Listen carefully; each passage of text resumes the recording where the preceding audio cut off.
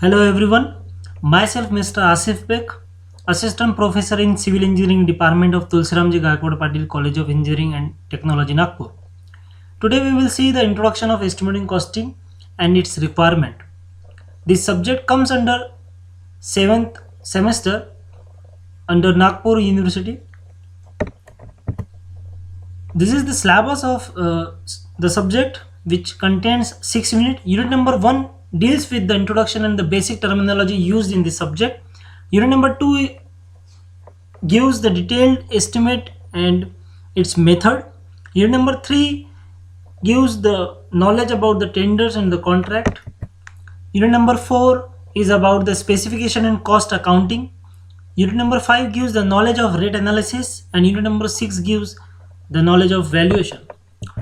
For the learning of this subject, I have referred these books: Estimating Costing by B.N. Datta and Chakrabarti, Valuation by Roshan Namavati and S.S. Rathore. So as a part of introduction, estimating is the technique of calculating or computing the various quantities and the expected expenditure to be incurred on a particular work or project. In case of funds available are less than the estimated cost, the work is done in a part or by reducing it, or specification are altered. The following requirement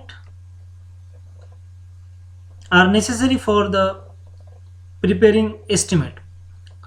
So drawing, specification and rates, these are the basic requirement to calculate the estimate.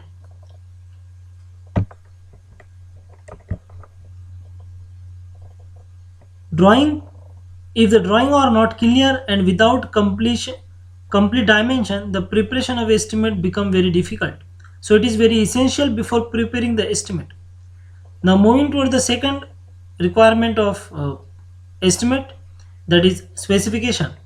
So this specification is divided into two: general specification and detailed specification.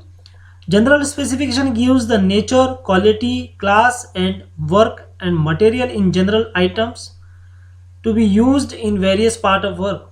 It helps no form general idea of building.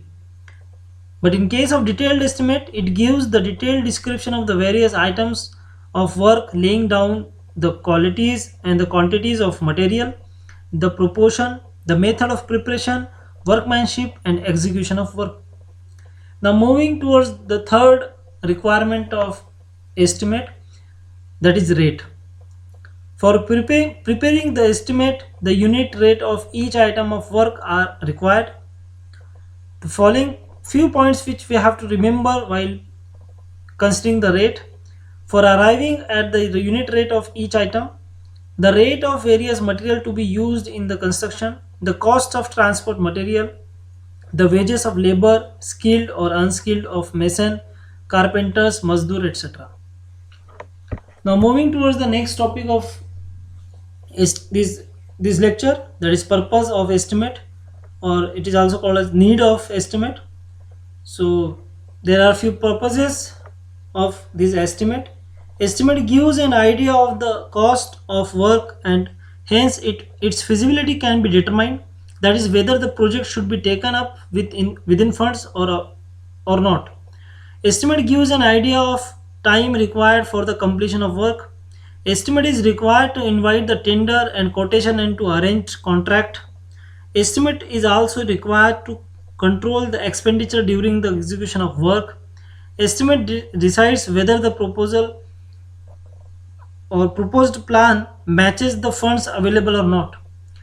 It is also used for sanctioning the project. It is also used to calculate the required material and the quantity. If building is already existed, estimate needs to identify its valuation. So these are few purposes of estimate. So in today's class we have learned about the meaning of estimate, its requirement, that is drawing, specification and rates, and we have seen various purposes of estimate. Thank you.